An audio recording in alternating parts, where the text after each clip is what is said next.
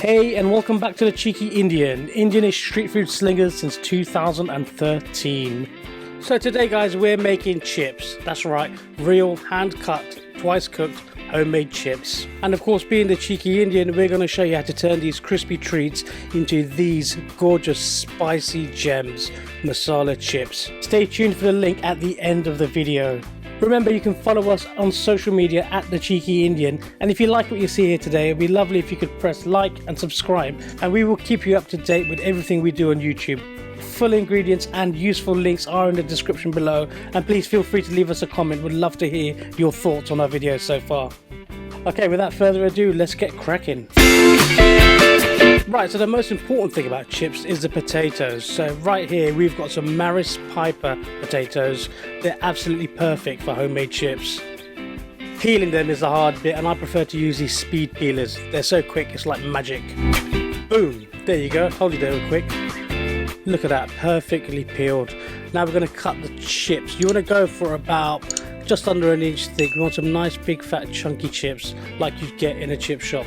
Just like this, these are perfect.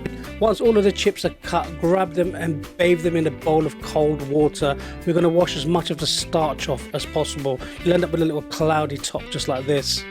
Rinse them a few times until the water is clear. There we go. Now at this point you can let them rest until you're ready to eat. We're going to cook them right now, so we're going to drain the water off using a colander and of course a little bowl underneath to catch the water. Test your oil is hot enough by breaking off a piece of potato and dropping it in. If it floats straight back to the top, you know the oil is ready to cook. Excellent. So grab the chips, give them a last little drain, and off to the oil for the first fry.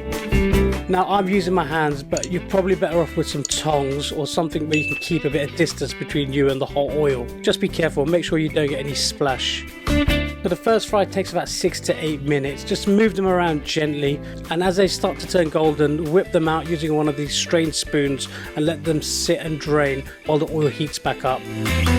Now we're ready for the second fry. Repeat the process again. Drop the half-cooked potatoes into the hot oil. This time the oil will flare up. You're going to flash fry them for 1 or 2 minutes. The colour will change in front of your eyes. They'll be golden brown and crispy, just like these. And remember, please do not eat them just yet. Let them cool off, drain off for about 2 minutes. In the meantime, you can season them. Now I've opted for chili powder and salt. Yes, I said chili powder. Now I know the purists will be upset. They'll be pouring vinegar all over them. But we wouldn't be the Cheeky Indian if we didn't do this, right? Give them a little bit of shaky when they're cool enough, and you can start admiring them. Check this out. They'll have a beautiful snap, and they'll still be soft and fluffy inside, just like this. I've got to taste one of these now. Oh, perfect. Even better than the chippy. Now I love a bit of ketchup, but I love spice too. So as promised, in the top right hand corner here is a link to a 5-minute saucy recipe to transform these real chips into these saucy masala chips. Give them a go, let us know what you think in the comments below. But once again, thank you so much for watching, and remember, please hit like and subscribe if you've liked what you've seen here today, and we will see you in the next video.